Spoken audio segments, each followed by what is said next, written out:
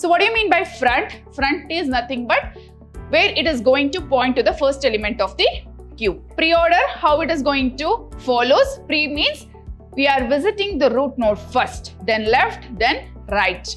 If this condition is true, then it is going to display the underflow condition. That means there is no any other elements remains in the queue. So tree is nothing but it is a non-linear data structure where it is going to consist of the nodes.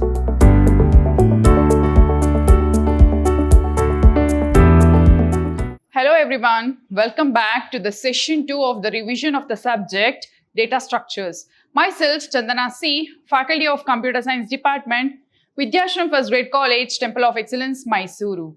So let us start with the revision material. Today I am going to discuss regarding the previous year question papers questions. So in this session we are going to discuss the 6 marks or 7 or 8 marks questions. Okay, the first question we have write a note on stack operation. So this is asked for 7 or 8 marks. So they may ask for 7 or 8 marks. So initially we need to describe what are the operations they are going to perform on stack.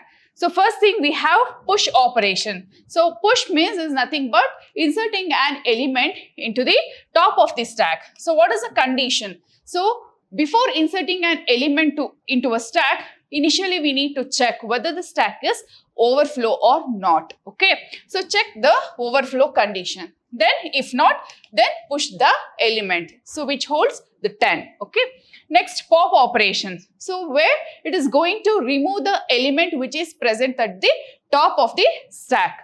So before removing an element from the stack, we need to check the condition. So whether the elements are present in the stack or not. So which the condition we need to check, that is underflow condition. Okay, so check the underflow. Then you are going to pop an element from the top of the stack. Next is peak or top. So we are going to display the element which is present at the top of the stack. Okay, it is going to return the top element without removing it.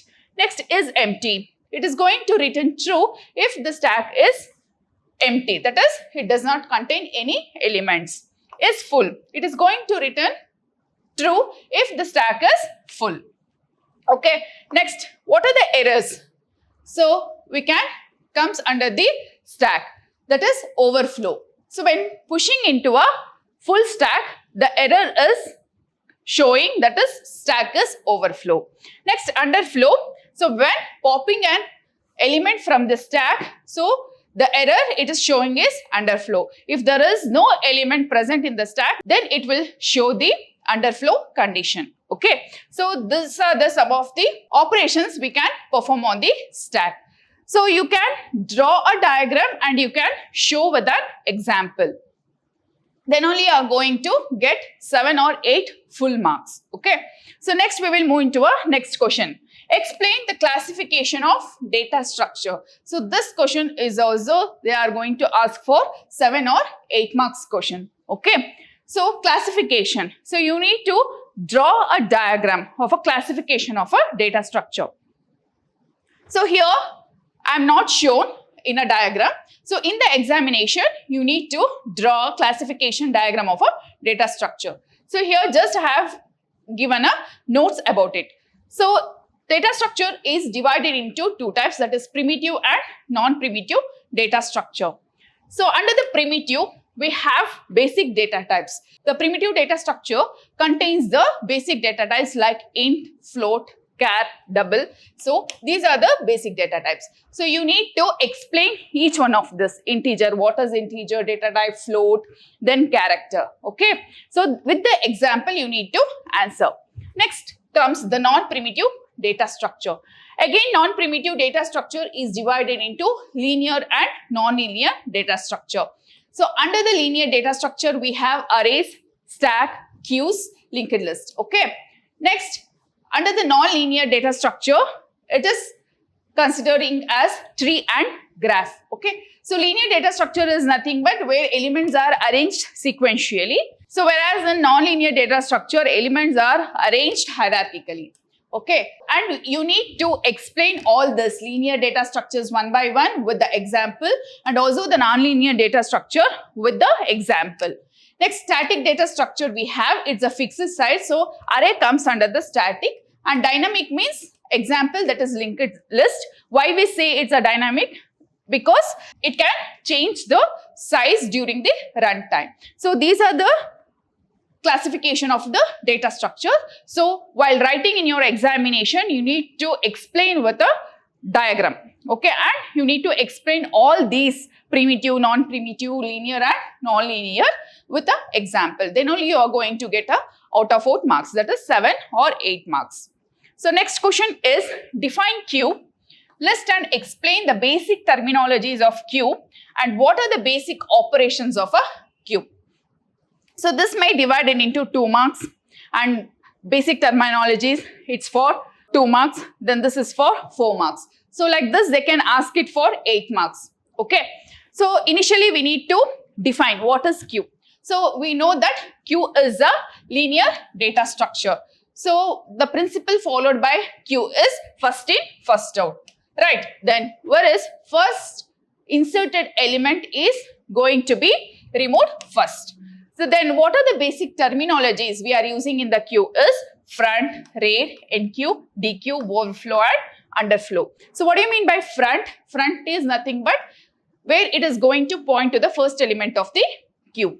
So rear is nothing but it is going to point to the last element in the queue. Next we have enqueue.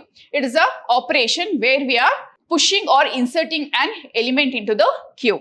Dequeue is nothing but removing an element from the queue. Next, overflow. It is going to check whether the queue is full. Underflow, it is going to tell whether the queue is empty or not. Next, what are the basic operations? As we discussed in the basic terminologies, as we have the operation like enqueue, which means inserting a element into a queue.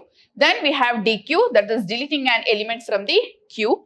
Then peek or front, it is going to view the front element which is present in the queue. Next is empty and is full. Is empty is to check whether the queue is empty or not. Is full is to check for the whether queue is full or not. So with the diagram, if you are going to explain with the example, then you are going to get a full marks for this question. So next question we have write and explain the algorithm for operations in a linear queue. So this is also a question from a previous year question paper. So it's asked for 7 or 8 marks. So let us have a look into a solutions of that question. So what is the question they have asked? That is explain the algorithm for operations in a linear queue. So we need to explain the algorithm here. So what is the algorithm? For initially we have enqueue operation in a linear queue, right? So what is the algorithm follows? If rear equals to max minus 1. If I am giving the max size of queue is 5. Okay, then if the rear is pointing to max minus 1, that is 5 minus 1, 4. Okay, in the linear queue in a array representation. Okay, so it starts from 0, 0, 1, 2, 3, then 4, like this. Now the array size is 0 to 4, that is a max size, right? So in the array we are representing index number from 0, then it is pointing till 4. To enqueue an element into a queue, the first condition we need to check is if rear equals to max minus 1, that is 4, whether it's pointing to a index 4. Then we can say this queue is overflow condition. It's following the overflow condition. That means we cannot insert any other element into the queue. If not, if front equals to minus 1, if front is pointing to minus 1, that is before 0, then we need to increment the rear pointer, that is minus 1 plus 1, that is equal to 0. Then the rear will point to the index 0. Then we can queue an element into a queue. Okay, then we can insert an element into a queue. So next, dequeue algorithm. So firstly, we discussed regarding the algorithm of a NQ operation. Next, we are going to discuss regarding the algorithm of DQ operation. So, to delete an element from a queue, initially we need to check whether the front is pointing to -1 or front is greater than rear. Okay. If this condition is true, then it is going to display the underflow condition. That means there is no any other elements remains in the queue. Or else we can insert an element into a queue where the front is pointing to into an array.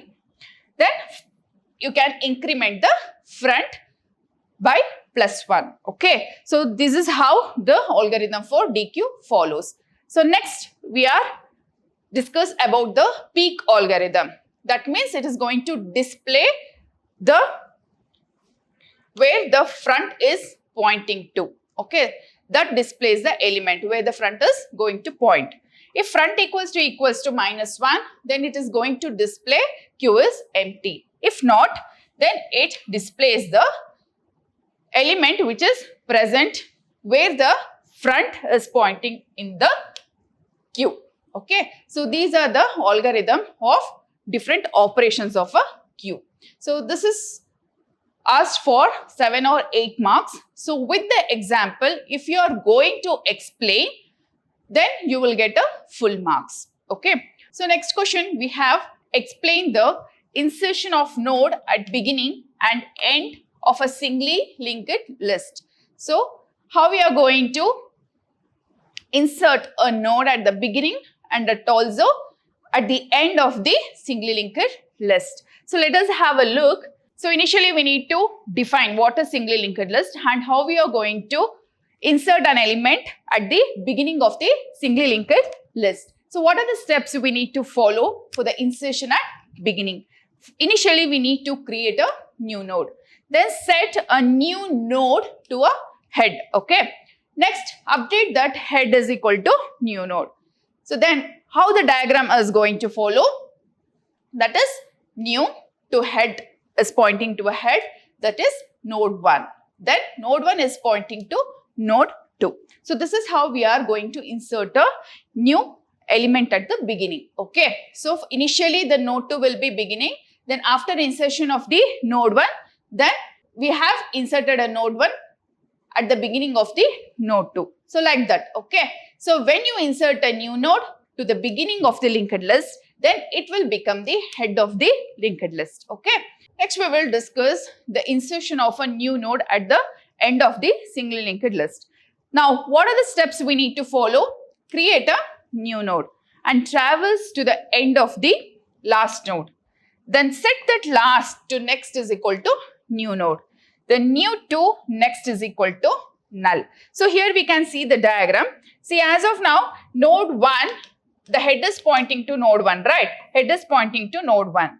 Next, the node 2 will be the last. So we need to traverse to the last node. Then set that last to next. This last to next is there, no? That you need to set to new. That new to next we need to set to null. So this is how we can insert the node at the beginning and the end of the singly linked list. Okay. You need to explain with the diagram in your examination. So then only you will get a full marks. Okay. So next we have write an algorithm for in-order, pre-order and post-order traversal. So this question is asked from the trees. So in-order, pre-order, post-order. So initially you need to know. So what are the traversal methods we have? There are 3 traversal methods. How the in-order follows? In-order follows, the root comes in the middle. First we need to visit the left, then root, then right. Then pre-order, how it is going to follows? Pre means we are visiting the root node first, then left, then right. Then what about in the post order? So in the post order, we are traversing the root at the last. So before that, we need to visit the left and right. Okay. So this thing, if you are known, means it's easy to you write the algorithm as well as the syntax in your examination. So for all these things, you need to write a syntax, and also with the diagram you need to explain. So then only you will get a full marks for this question. So let us look into a in-order traversal. So as I said, in order means root must be visit in the middle. So before that we need to visit the left, then root in the middle, then right. So if you know this, then it will be easy for you to write the algorithm. See, in the in order of root. So if root is not equal to null, then what you should do? If root is not equal to null, then visit the left, that is root to left.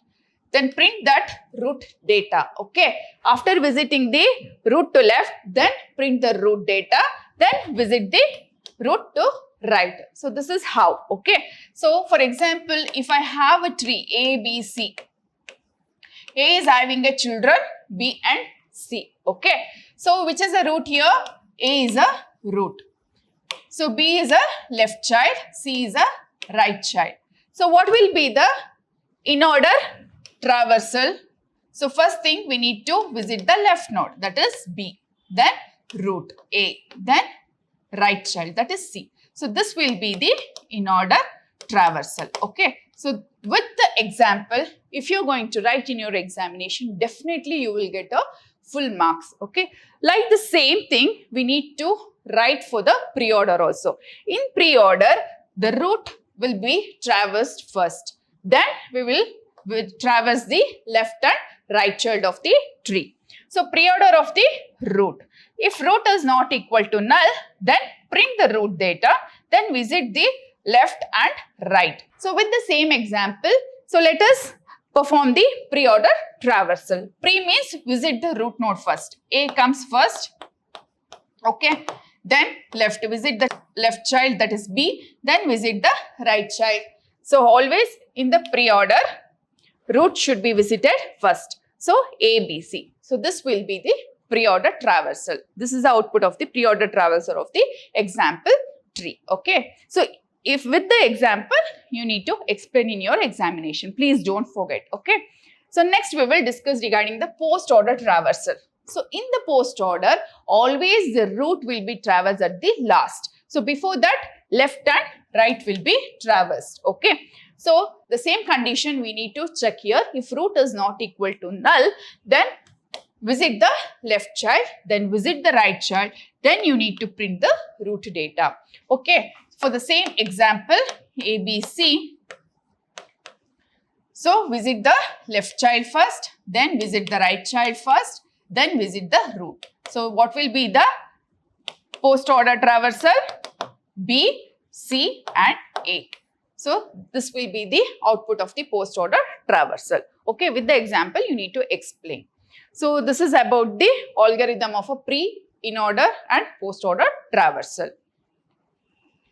So next question we have, define tree, explain any 6 tree terminologies in detail. So we need to define what is tree. So tree is nothing but it is a non-linear data structure where it is going to consist of the nodes which are connected with the edges in a hierarchical manner. So simply we can say this is a tree, right? See, A, B, C, where A, B, C are the nodes which are connected through the edges in a hierarchical manner. So we have the terminologies like root. So this is the topmost node.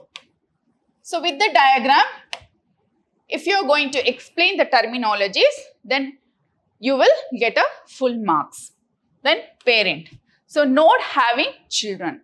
So here A will be the root if B contains 2 children. Okay, D and E. Then this B will be the parent node. B will be the parent node. Next, child. Node derived from another node. So I can call D and E are the child nodes. Okay. Next, leaf. That is terminal nodes. So node with no children. So hence I can say this D and E does not contain any children and C also. So these 3 will be your leaves. Okay. Next, degree of node. The number of children. Since A contains 2 children, the degree of A is 2. Okay. Degree of B is 2.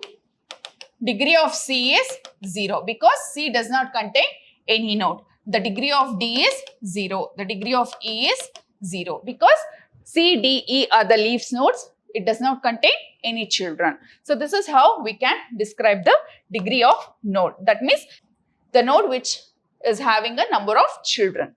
Next, height. So this is the longest path from root to leaf, height. So 0, 1, 2. So the height will be the 2. Longest path. Next, depth. It is a distance from root to node. So how much is the depth? Next, subtree, a part of a tree. So here B, D, E, I can call it as a subtree of a main tree. Okay. So these are the some of the terminologies we are using under the tree. So this also you need to explain with the diagram. So then you are going to get a full 7 or 8 marks. So next we will move on to the 8th question. So in this question we need to explain the algorithm to convert from infix to postfix expression with an example. How we are going to convert from infix to postfix? We need to write an algorithm for this. So using a stack, we are going to perform the conversion from infix to postfix. So in this, we are using a stack. Okay, what you should do? The first thing we need to initialize the empty stack. Then you need to scan the infix expression. Okay, from left to right. Then if it is a operand is nothing but A, B, like that. Okay, then you need to add to the postfix. If it is an open bracket, then push to stack. If you find a closing bracket, then you need to pop it. Okay, until you find the closing bracket or else another opening bracket, you need to pop it. So if it is an operator, that means operator means plus, minus, then asterisk, like this. Okay, so if it is an operator, while precedence, that is top, is greater than or equal to precedence of current, then you need to pop. Otherwise, add to the postfix push operator. Then pop the remaining operators. Okay, so this is the algorithm it is going to follow while you are performing or converting an expression from infix to postfix. So for example, I have here A plus B star C. Okay, I don't have any opening or closing brackets here. So how I am going to? So I have a, right? So first thing is A, push into a stack. Okay, I pushed into a stack. Then I have plus. Okay, plus. So plus will be pushed into a stack. So A comes here. Next, plus will be in the stack only. Next, B. So next, A plus B. So this also you need to push into a stack. I have A here, A, then B. Okay, then I have asterisk. That is also you need to push into a stack. A plus B asterisk. Okay, then asterisk will be here only. Then C. At last I have a C. So here A, then plus B star C. Okay, next A, B. So what is the next? C. So that's it. Okay, so I don't have any operator or operand here. Next, so what is the before C? Which operator I pushed? Star. This comes in front of the C. Then at last I have a plus. So this will be converted into postfix expressions. So this is a infix expression I have inserted into a stack, and this is what the postfix expression I got at the last. This is how we are going to convert from infix to postfix using the stack. Okay, so this you need to explain with a diagram. Okay, you need to take an example and you need to explain with the diagram. So then only you will get a full marks. So next question is define the terms with respect to tree. So root node, terminal nodes, degree of a node and depth. So already we have discussed it in the terminologies. The last 4th question I think we have discussed this thing, right? Next we will look into how we are going to define it. So with the diagram you need to define this root node, the first node of a tree. So as I said, root node, this is a root node. You need to show. Okay, root node. Next, terminal nodes. So node with no children. So B and C. So here B and C are the terminal because it does not contain any children. So these are called terminal nodes or leaf nodes. Next, degree of a node, the number of children of a node. So degree of A is 2, B is 0, C is 0. Next, depth, the number of edges from root to that node. So depth, number of edges. Here 1 I have. This is level 0, level 1. Okay. So the depth means the number of edges. It is having 1, the depth is 1. Okay. Depth is 1. So this is how, with the diagram, if you are going to explain in your examination, definitely you will get a full marks. Okay. So still more you need to explain it. Okay. Here just I have given a key answers for this question. Next question is explain linked list representation of a binary tree with an example. So in a binary tree, how it is linked to one to another node. We need to explain with an example. So let us have a look. Here each node contains the data, then pointed to left and pointed to the right. That means it contains a node and pointed to the left and pointed to the right. So node pointed to left. Here pointed to right. So this is how the node is represented in a linked list. Point to left and point to. So if it is A, okay, here A is a node. Then again, it contains the 3 parts. So B, that is a node. Okay. Then again pointed to left. Then pointed to right. Okay. So like this. So here also it contains like this. So how the structure follows for the node is node, then data, it contains the data, S data, then left pointer and right pointer. Okay. Example A, B, C. So this we can write it as a like this. A, B, C. So this each node contains the 3 parts, that is data or a node, then pointed to the left and pointed to the right. So this is how we are representing in a linked list. So here we are going to write a representation. So the node A, which contains a left to B, then right C. Then B, which contains left null. Okay, here null. Here also null. Then C, this also, it's pointing to null.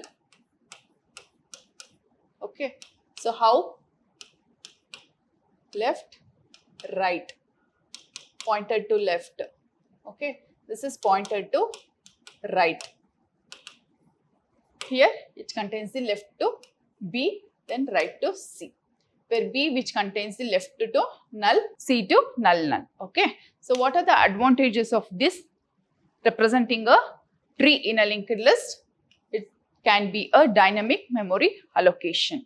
Then efficient insertion or deletion can be done when we represent a tree in a linked list. So these are the 2 advantages of trees representing in a linked list. Okay. So with the diagram, if you are going to explain it, then you will get a full marks. Next question we have, write an algorithm to sort the elements using the bubble sort techniques.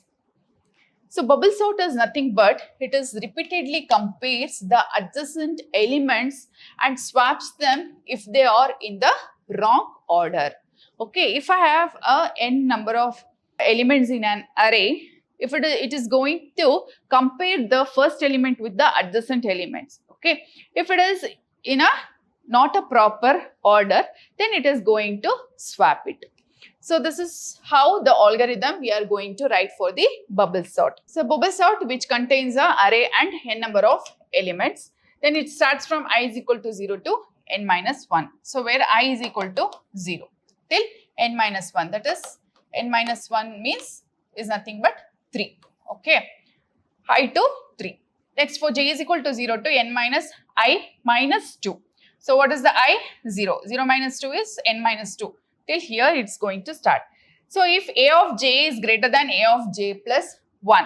So it compares A of j is greater than A of j plus 1, that is 0 plus 1. Then it is going to swap, okay? If the first element, so if the first element is 5, okay, j is equal to 0. So A of j is nothing but 5. So 5 is greater than 1, yes, it's true. Then it is going to swap with 5 and 1. That is 1 comes first, then 5, 2, 4 in the first iteration, okay? Next, again, 5 is compared with 2, okay? Then 5 is greater than 2. Again, it is going to exchange 1, 2, 5, 4. Then 5 again compared with 4, next element, adjacent element. Yes, 5 is greater than 4. Again, it is going to swap 1, 2, 4, 5. Okay. So, this is how the bubble sort is going to work. Here I have a simple example. I have taken 3 elements in an array.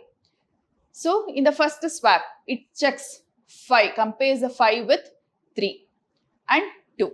Yes. In the first pass, 5 is greater than 3. Then it is going to swap 3, 5, 2. Again, 5 is compared with 2. 3, 2, 5. So, in the first pass, the output will be 3 to 5. Again, in the second pass, it compares. 3 compares with 2. 2, 3, 5. Then 3 is compared with 5. 3 is lesser than 5. So, no swapping. So, then the output will be 2, 3, 5. Okay. So, what will be the time complexity? It is big O of n square. For the best case, it's big O of n square. If I have entered already sorted array, then it is easy for us. It takes a less time complexity. If not, it needs to check each and every element in an array. Hence, we can say the time complexity of bubble sort is big O of n square. So, what are the advantages? Because it's a stable sorting algorithm. It's simple but inefficient for large data. As it needs to sort throughout the array, it needs to check each and element in an array. Hence, it is an inefficient for the large data. Okay, so this is about the bubble sort. So, next questions we have, they have asked us write a C++ program to perform the binary search of an element in an array, and also the C++ program to arrange the elements using the selection sort techniques. So, these two programs you will be already studied in your lab examination. Hence, you can study these two programs from your lab manual. Okay, so this answer I am not going to discuss in this. So, as of all, you have your lab manual. You can study from that and you can answer to this question if they asked in your examination. So, you will get it for 7 or 8 marks in your examination. Okay. So, by this I am ending this session. So, all the best for your examination. Do well. Thank you.